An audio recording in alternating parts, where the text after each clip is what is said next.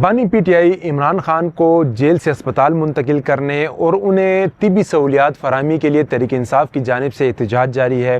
جس کے باعث موٹر وے اور جو سڑکیں ہیں جی ٹی روڈ مختلف مقامات پر جزوی یا مکمل طور پر بند ہیں،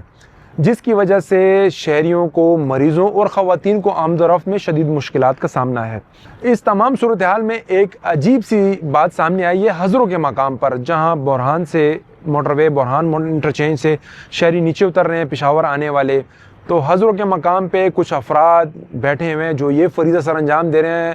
ٹریفک میں پھنسے ہوئے لوگوں کو یہ راستہ بتا رہے ہیں کہ آپ آبادی کے اندر سے جائیں، راستہ کچا ہے لیکن کھلا ہے، آپ اپنی منزل تک پہنچ سکتے ہیں۔ ان شہریوں کے کہنے پر سینکڑوں گاڑیاں ہزروں کے مقام پر کچے راستے پر داخل ہوئیں جو آبادی سے ہو کر نکلتا ہے۔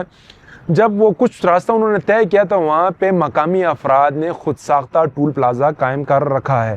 جہاں ہر گاڑی سے 100 روپیہ وصول کیا جا رہا ہے۔ جب اس سلسلے میں ہم نے ان سے بات کی یہ ٹیکس کس نے نافذ کیا ہے، یہ رقم کدھر جائے گی، تو ان کا یہ کہنا تھا کہ ہم آپ لوگوں کو گزرنے کے لیے راستہ فراہم کر رہے ہیں، تو یہ ہمارا حق ہے کہ آپ ہمیں یہاں سے گزرنے کا ٹیکس ادا کریں گے۔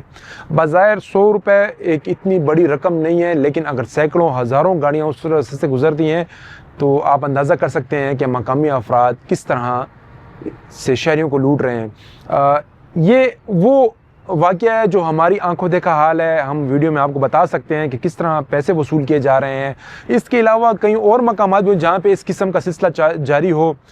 ٹیکس خود ساختہ ٹیکس وصول کیا جا رہا ہو۔ آپ ویڈیو دیکھیں اور ہمیں بتائیں کیا ہزروں کے مقام پر جو ٹیکس وصول کیا جا رہا ہے مقامی افراد کی جانب سے وہ ٹھیک ہے۔ ہماری پی ٹی آئی کے ساتھیوں سے بھی یہ گزارش ہے کہ بنیادی طبی سہولیات ہر انسان کا حق ہے، ان کو ملنی چاہیے۔ عمران خان کو بھی طبی سہولیات ملنی چاہیے، وہ سابق وزیر اعظم بھی رہ چکے ہیں، لیکن پی ٹی آئی کے جو ہمارے ساتھی ہیں جو ان کے حق کے لیے آواز اٹھا رہے ہیں، اپنے قائد کے لیے وہ احتجاج کر رہے ہیں، ان کو جو عام عوام ہے ان کے تکلیفات کا بھی بخوبی جو ہے تو اندازہ ہونا چاہیے، اور ان کے لیے ایسا راستہ اختیار کرنا چاہیے کہ شہریوں کی تکلیفات کم ہوں۔